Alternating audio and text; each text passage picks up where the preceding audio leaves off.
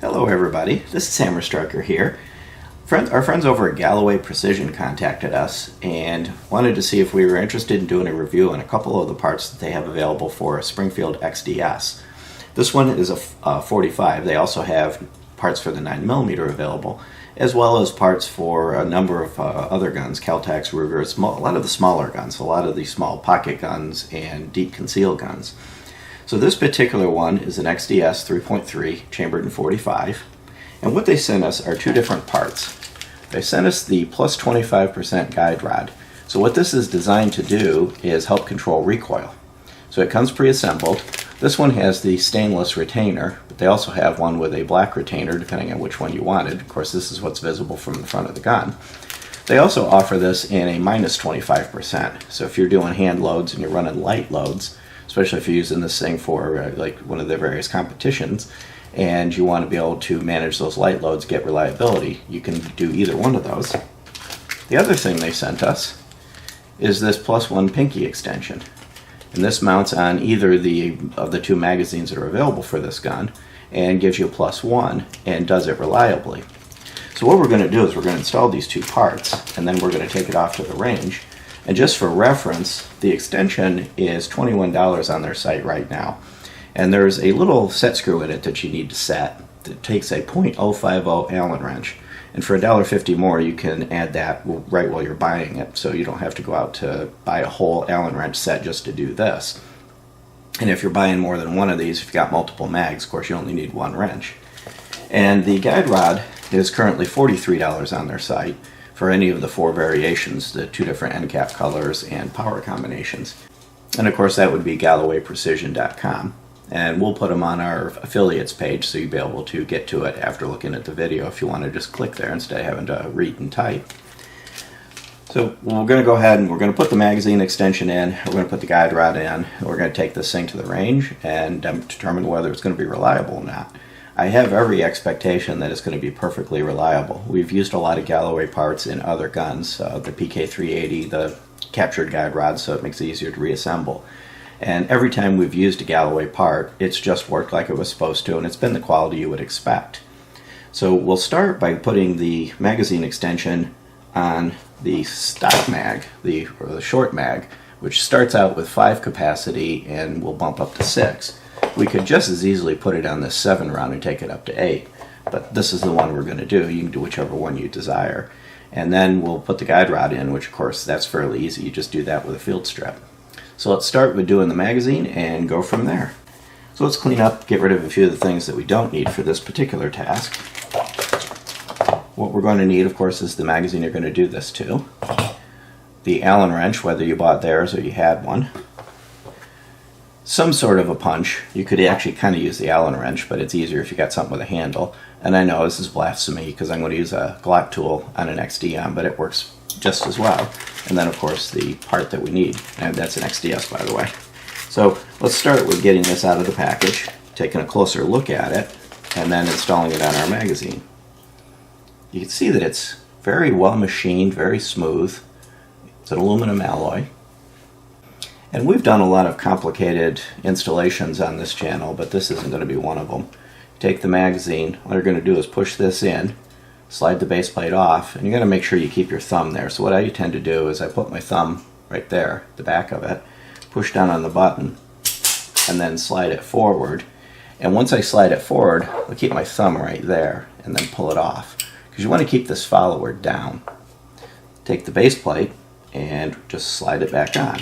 Now you do sometimes have to back your thumb up a little bit, and play with it a little bit to get clearance to be able to do it. And it can be a little bit tricky. But once you do, you just slide it back in. And once you've got it lined up, you just kind of slide it on there. Now, unfortunately, it may not go all the way in place. You may have to play with it a little bit to get it to lock in place. You'll hear it kind of click. And you may have to line it up a little bit to get it to pop into the hole. But once you do, now the base is in place. And then you just take the Allen wrench, take this screw, give it a couple turns, and you're not trying to crank it down for eternity, just enough to keep it from moving around. and to keep it in place and lock it down. Once you do that, the base plate isn't going anywhere. So we're going to take this off to the range. We'll see how well it works. And next we're going to go ahead and put the guide rod in the gun. Now the next part's just as easy. Just start with a basic field strip, lock it back, flip the lever up, pull the trigger, take it apart, pop the old guide rod out, set it aside.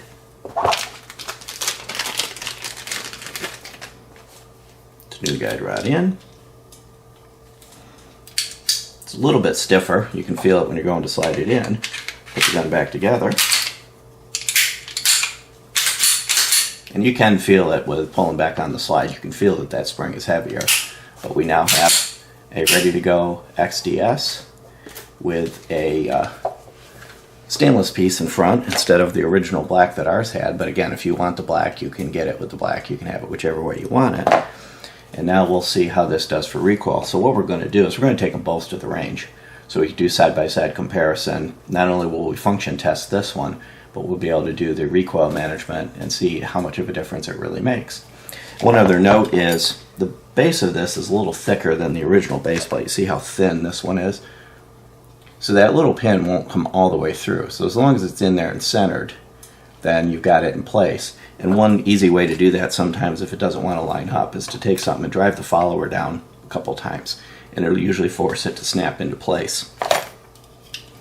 So let's get this thing off the range and see if this is reliable, and what does it do for recoil.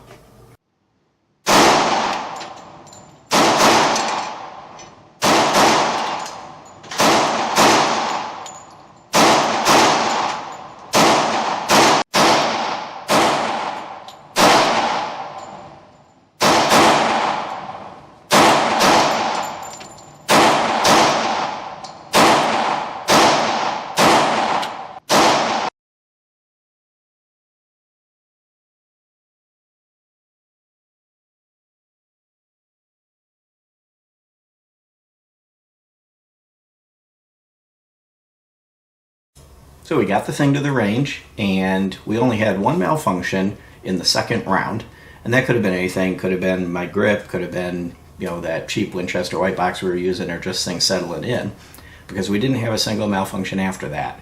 With any combination of the old spring, the new spring, the mag extension, no mag extension, after that one malfunction, it just worked. So I do think it's going to be reliable. And I do think that the spring makes a difference. So this is the original spring, the one with the black tip. And what we found is that it didn't turn it into a 9mm by any stretch, but it muted the recoil, it eliminated the slappy nature of it, and it did cut down on muzzle flip. So it didn't, you know, smack your hand as hard. It almost felt like the recoil was a little bit elongated, so it kind of smoothed it out. And this is Hammer's gun, and he's actually decided to keep the new spring in it, so that this is the old spring that's going to get put in a box, and the Galloway spring is going to stay in it. And one thing we didn't have at the time that we were doing this earlier is we didn't have a 6-round magazine that wasn't converted to show them side by side. So I'm going to set them up and show you what they look like. And I'm sorry, it was a 5-round was the original magazine, now it's a 6-round. So they are sitting next to each other, and I'll turn them side by side so that you can see the difference. The angle of the magazine is a little bit different. Of course, it still goes into the gun the same way. So I'm going to tilt this one up. It's just the way they sit. And you can see it's about 1 round taller. Another way you can look at them too is if I turn them upside down, set them on their noses, get them turned the right way, and you can kind of see the difference. So, you know, it's going to be 1 round taller because you're making room for 1 more round. But overall, it doesn't make a huge difference in the footprint. It didn't make a difference in the reliability past that first round. And it did make a difference in the recoil. The recoil was much more pleasant. So if you're looking to tame a 45 a little bit, go ahead and check out Galloway Precision. Thanks again, Galloway, for sending us this spring and the mag extension. They're actually going to get put to good use. If you like our videos, please give us a thumbs up, share, subscribe, click that bell if you do. Check us out on Facebook and Patreon, and have a great day. Thank you.